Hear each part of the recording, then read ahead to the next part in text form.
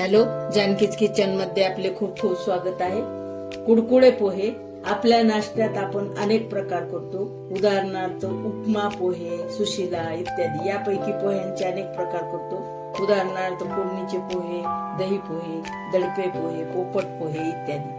आज आपण दक्षिण भारतीय पारंपरिक कुडकुडे पोहे करणार आहोत, जो प्रकार खाण्यास उत्कृष्ट व टिकण्यासही चांगला आहे, जो बरेच दिवस टिकतो। हा जर ओला हात लागला नाही तर महिना दीड महिना हा चिवडा मोठ्या डब्यात करून ठेवला तर लहान मुलांना थोड्या भुकेसाठी होऊन जातो आणि टिकतो पण हा।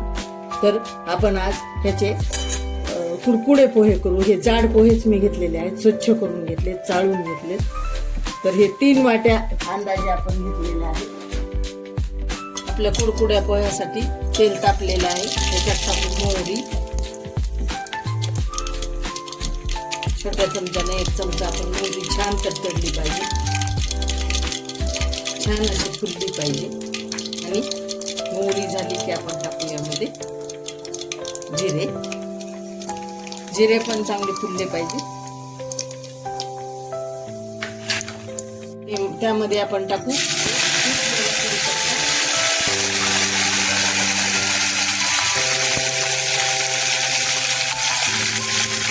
टाकू कोथिंबीर, ओली कोथिंबीर आपण स्वच्छ धुवून घेतलेली आहे। आता ही कुडकुड्या पोह्यामध्ये केलं याला खूप आपल्याला परतावं लागतं। आता सगळं होईपर्यंत हे चांगलं परतलं जातं त्यामुळं, आणि कुडकुड झाली पाहिजे ही अशी कढीपत्ता आणि कोथिंबीर आपली अशी हातावर वाजली पाहिजे, इतकी कुडकुड होईपर्यंत आपल्याला ह्याला चांगलं परतून घ्यायचं। आता याला टाकू आपण खोबरं, कारण आपलं ते आता पूर्ण कोथिंबीर आणि कढीपत्ता छान कुरकुरीत होतो। आता याला खोबऱ्याला छान असं परतून घ्यायचं, त्याच्यामध्ये हे लाल होते। आता याला टाकू शेंगदाणे आपण, हे पण छान याच्यामध्ये सगळे परतले जाते। आता टाकू डाळवं, हे पण छान परतलं जातं।